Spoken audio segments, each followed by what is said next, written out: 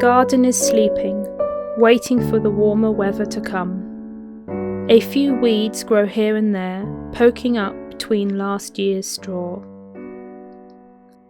The remnants of canes and tiny bits of string are all that remains of the summer's harvest and the leafy tomato plants.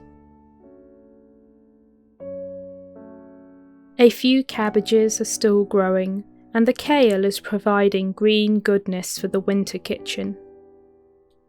The broccoli is now ready to eat, rising with strength from the ground, the florets flourishing.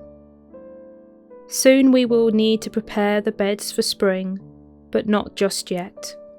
Until then, most of the garden sleeps.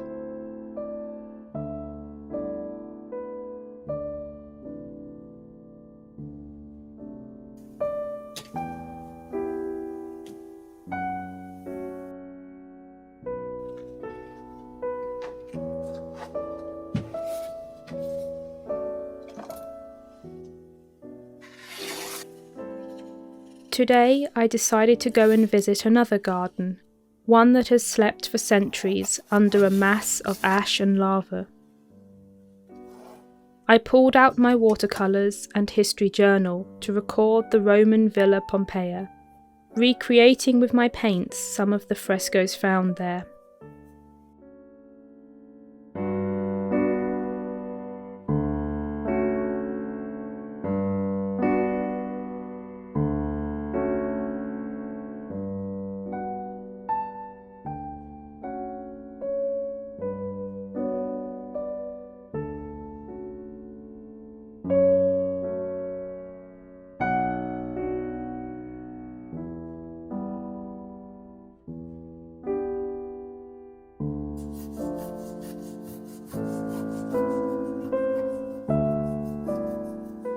Let's go back to the 1st century BC.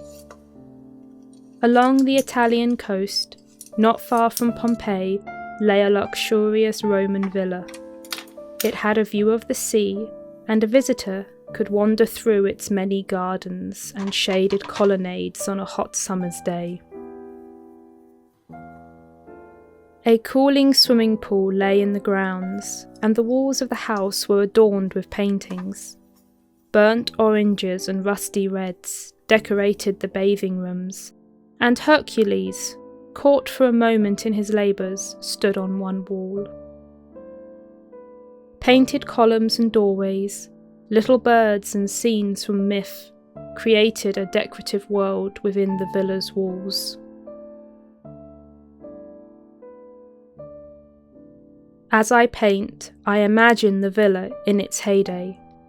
The estate would have been alive with bustle, the work of the house mingling with the work from the fields. Smells of cooking from the kitchens would have wafted through the rooms, along with the birds singing out in the gardens, and the soft chatter of the slaves working, hurrying along corridors. All of this was destroyed in a single tragic day when Vesuvius erupted. Then it was gone, buried and preserved for many centuries, until one day in the future when it would be unearthed once more.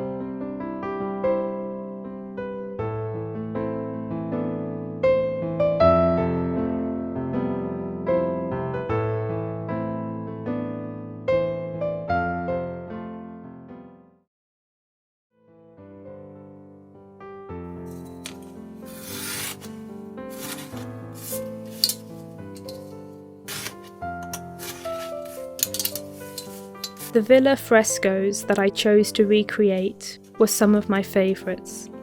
A little bird gently drinking water from a bird bath against a background of green leaves.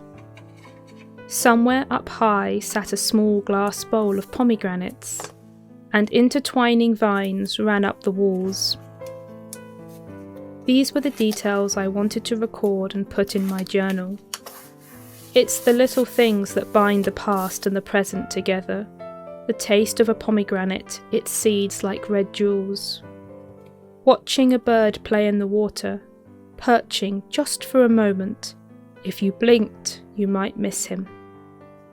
Over time, many things will change, while others will stay the same. It's these things that make the past much nearer to us all.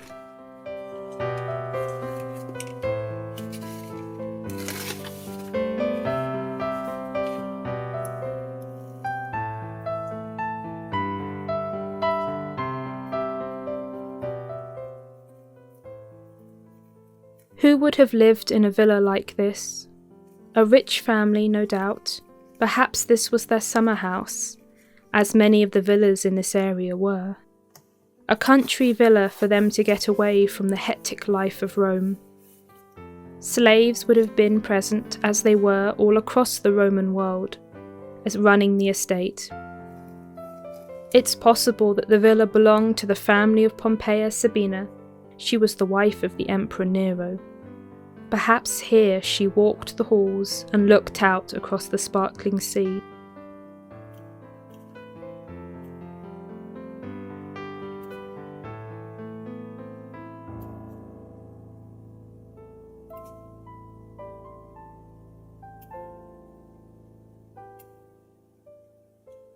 Roman history is a period I'm very familiar with, and while it's not somewhere that I'm currently writing about, I suspect that a story will find its way back there one day.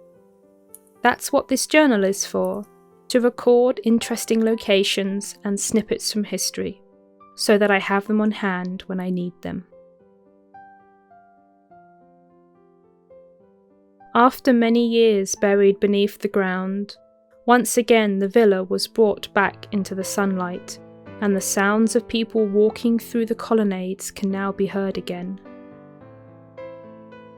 Visitors streamed through, cameras and guidebooks in their hands, stopping their ambling from time to time to gaze at the painted walls. The beautifully decorated frescoes of a little bird drinking water and a bowl of pomegranates. Thank you for joining me today. I hope you enjoyed the video and see you next time.